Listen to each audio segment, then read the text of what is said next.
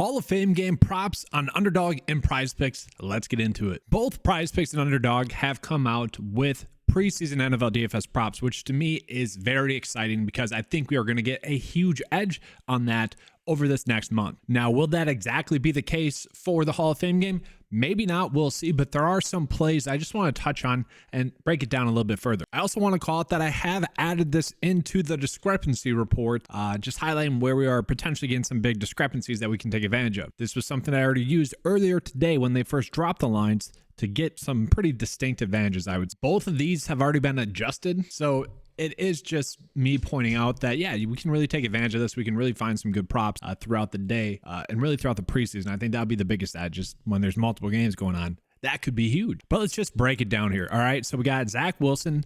His prop line is set at 67.5 yards. And the reason for that is because we know that he's going to play. But I think the expectation for him is going to be that he's going to play about 2 series, maybe 3 series. It really will depend on how he does. Obviously, the further along he plays into a game, the more likely he is to get the over. The thing is, we don't know how many minutes or how many possessions he's going to get, how many series he's going to get, how many plays he's going to get. That's why he has such a low number. I do expect it to be Zach Wilson doing a couple of series here or there. Then it'll be Tim Boyle to close out the first half, maybe do a drive into the second half, and then it's going to be Chris Streveler. Okay, he's going to be the one taking over. And you'll notice we don't have that prop available on PrizePicks, but we do have some props available for him on Underdog. Another one that I already took advantage of earlier today was the line was set like 10.5 rushing yards. I went and bet the over. I still don't mind the over at 13.5. If he's going to be playing a full half, I do kind of expect him to be able to get that over, but not terrible there. Another decent one. I don't really think in terms of PrizePicks, at least, we don't really need to touch Zach Wilson. I do struggle to see Tim Boyle really going off in this game. If you guys want to bet the lower there, you could. I don't mind that. Maybe just bet the lower on fantasy points as well. And then, yeah, Chris Streveler, I actually don't mind the over rushing yards, maybe even the over fantasy score. He averaged 10 points last season in the preseason. Okay, he got a lot of work. Oh boy, and they just changed this. What's going on here? I wonder what's going on here. I'll pull this up here real quick. Oh man, they just took it away. So I'm actually curious as to see what's going on. And then we look at the Brown side of the football. We know that both Kellen Mond and DTR are going to be playing a full half. And based off of what we saw last year is that like Joshua Dobbs got a lot of work, got 13 passing attempts in the first game. And then I would say Josh Rosen Watson, that's kind of, you could give that to DTR there for passing attempts. This was in the first game of the preseason last year. And I'm looking at the first game and the last game because I think that's going to be the most predictive in terms of how the allocations are going to go. Coaches really have a lot of tendencies in preseason, and maybe that's because they don't want to give stuff away for the regular season. So preseason, it's very much there. Scripting it a lot more. It's a lot easier to gain an edge just by going based off of what coaches do. But that's something I want to pay attention to. So we look at another game, the third game, we saw Brissett get a lot of work, and we saw Joshua Dobbs get a lot of work. At the same time, not that many passing yards as a whole, although this is between 3 quarterbacks. So if you put in, split the difference, they both, based off the current lines, would be able to get the over. And if we just look at Kellen Mond's preseason stats from last year and the year before that, he did play a lot of snaps and he did get a decent amount of passing attempts per game. I mean, 51 and 51, that's a decent amount throughout the preseason, right? Between 3 games, that's a lot. Ended up with around 103 on 100 passing yards in those games. So I would say the line that we're getting on Kellen Mond does make sense.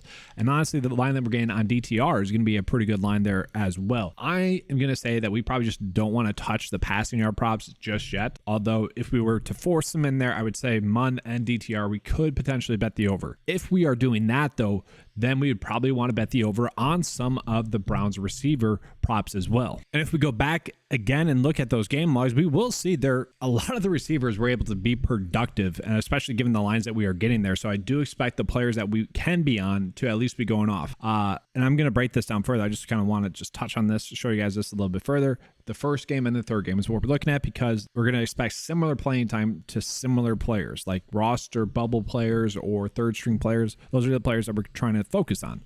And so we can see a decent amount of players were at least able to get the overs here, okay? And then just looking at right now, we aren't getting any big prop line differences for these at all, just as an FYI. Maybe they'll change by game time, but right now, not getting any huge one. And for what it's worth, if you are betting the over passing yards for Mond, for DTR, you are going to do that on Underdog. I want to make that very clear, okay? But yes, getting into the Browns receivers here. It's very interesting. We don't expect Amari Cooper to play. I wonder if Elijah Moore is going to play at all. Probably not. I would assume so. And then if he doesn't play, DPJ wouldn't play as well. I see those two as 2A and 2B because we know Amari Cooper is 1 in terms of who's going to be getting playing time and whatnot. I actually think Elijah Moore is probably going a little bit too high in season-long leagues, and DPJ is going way too low. That's besides the point. Looking at the receivers that we want to be on, okay, we know that Darden is currently questionable. Why would he play if he's banged up, okay?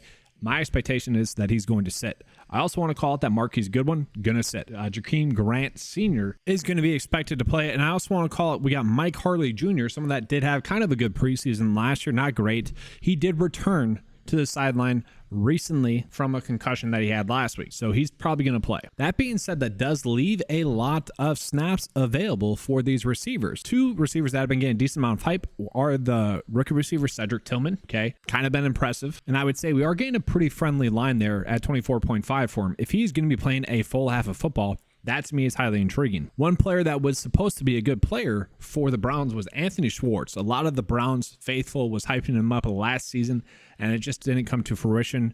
He's going to need to have a good preseason to be able to make the roster. He is someone that should get a lot of playing time. He is someone that a lot of people were hyped about. It wouldn't be shocking to see him have a good game. I just don't really expect that. And then one player that has been getting a decent amount of hype in camp has been Dalen Baldwin. He is someone that I think is a bet that I want to be making. We don't have available on PrizePicks, but we do have it available on Underdog. And the question is, how do we go about betting it? I'd probably say the over fantasy score. Now, just a reminder on something like Underdog, their payouts are going to, or their scoring is a little bit different for fantasy points. Just a reminder, 0.5 PPR. Okay. And then just, isn't this kind of funny, the difference in fantasy score here? Like what? They have Henry projected to get more receiving yards, which I haven't seen anything about Henry. Now it's not saying one player can't make one catch and get their over yards. I struggle to see that. David Bell as well, 29.5. It's just weird that he's getting the highest in comparison to those players that I just mentioned, just because we know the playing time should be there. And this is a situation in which I really don't mind the idea of stacking together. Like if we want to go ahead and say, all right, Tillman, we like Baldwin, and then hey, let's say that DTR, if we're betting on those guys, we can also bet on DTR as well. Maybe fantasy points, maybe rushing yards. Either way, I think it's going to be a good route to go.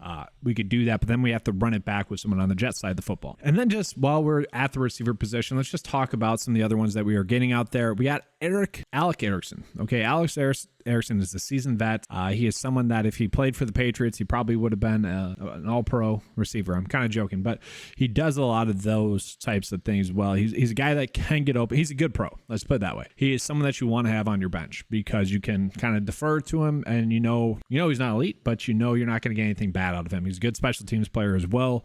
The question is playing time here. I don't really expect him to get that much playing time. It doesn't really make sense for him to get that much playing time. That being said, Malik Taylor, I struggle to see him getting a lot of playing time. And then this Charles guy I haven't really heard of. What I find very interesting is that Brownlee, the guy that's been getting a ton of hype out of camp, we don't have any projections for him just yet. So I find that extremely interesting there as well. And now let's just take a peek at the running back position. I want to point out that PrizePicks and Underdog are doing this a little bit differently. Underdog is giving us rushing and receiving yards, whereas PrizePicks is just giving us rushing. I would say the bigger edge that we have is going to be on this slate. Someone like Demetric Felton here is going to be a very interesting click because last season he was someone for the Browns that they kind of mixed between being a running back and being a receiver. So obviously he can catch the football in the backfield. I kind of expect him to get a few receptions. I kind of expect him to get a decent amount of work. Nick Chubb, we don't expect to get that much work. And Jerome Ford, we don't expect to get that much work. It's going to be a battle between Felton and also John Kelly. John Kelly is someone here, and then let me refresh this to see if there's any updates here because this line went away as well. They actually just took it away. That's another one that I had already bet on. Darn it. This is frustrating. I was going to say his rushing and receiving yards does seem to be a little bit low because he is someone that got fed heavily last preseason, and I kind of expect that to occur again. He had 10 plus rushes in every game. So it really depends on what line we get for him, but at the same time, I could see that being a good line that we go with. And then just looking at kind of the lines that we're getting for the Jets, Zonovan Knight is currently the RB2, okay, ahead of Michael Carter. And so we don't know the playing time allocation. I just want to make that very clear, right? But that being said, if he is the RB2 and they're not signed Dalvin Cook yet, why would he get a lot of work in this game? I know that they might be in a competition, and maybe that's a situation in which we see a lot of both of them, Michael Carter and Zonovan Knight, and maybe just bet the over for both of them, I don't think that's the way to go. I think Zonovan Knight, like Zach Wilson, we're going to see him get a series or two, and then that's it. Can they be that productive in a series or two? Tough to say, but I think I would want to bet the under in some capacity there. I'm going to switch over and get into Underdog a little bit more, just because that is where we are getting the best props. So just going over again, it really depends on what the fantasy score is for Chris Streliever there. Not terrible lines that we're getting. Tim Boyle probably betting the under. Zach Wilson probably just staying away from, maybe bet the under fantasy score, but heck, if he can't score on the third string Browns defense, that's a struggle. Alex Erickson probably betting the under. Malik Taylor would probably bet the under. Zonovan Knight would probably bet the under. That's kind of the thing with the Hall of Fame game, guys, is that's typically a very sloppy game, okay? Maybe one or two players break out and have a really awesome game, but it's a very sloppy game typically. DFS-wise, I'm playing defenses and kickers. That should really tell you everything you need to know about this game. We got the rookie here. I do expect him to get a decent amount of work, and that's why his line is higher than both of them, because the expectation is that he should get more playing time. And so just real quickly, get into some sort of a pet of the day here. We would have to add in a Brown or a Jets player if we want to run this out there, or what we could do, and here comes a quick plug, head to the PrizePicks or Underdog cheat sheet and find which props we would potentially want to bet on throughout the day. And just a reminder, I do have this promo code going on right now. It's going to go up until the fantasy golf playoffs or the PGA Tour playoffs, which is 3 weeks away. So you still have some time to take advantage of this. It's 50% off your first purchase of a 9to5 membership. That is going to be for new members only. It's a $10 membership, already a great value. I already priced that for you guys that way, but you can get it for $5 instead. But yes, as it sits right now, this is kind of what I'd be looking at in terms of bet of the day. I really like Baldwin Jr., and I really kind of just want to bet on DTR. I would say that's biased. I'm a UCLA fan. He was a UCLA quarterback. Henry, I haven't seen that much hype out of, so I'm betting the under there. I find it weird that we're getting similar lines to him. John Kelly, I do expect to get a decent amount of work. But that is it for this video. Hall of Fame game is in the books for the coverage. Hopefully you guys enjoyed it. I'm excited to get into the rest of the preseason. Obviously, the Hall of Fame game is a little bit more of a crapshoot than some of the other games where we can pick and choose the best props that are available. This one, we're just trying to get lucky based off the props that are available. If you guys want access to that cheat sheet that you saw, make sure to check out the link in the description below. It is available for $10 a month unless you use that promo code. All right, thanks for watching. Let's have a good slate. And as always, let's keep cashing.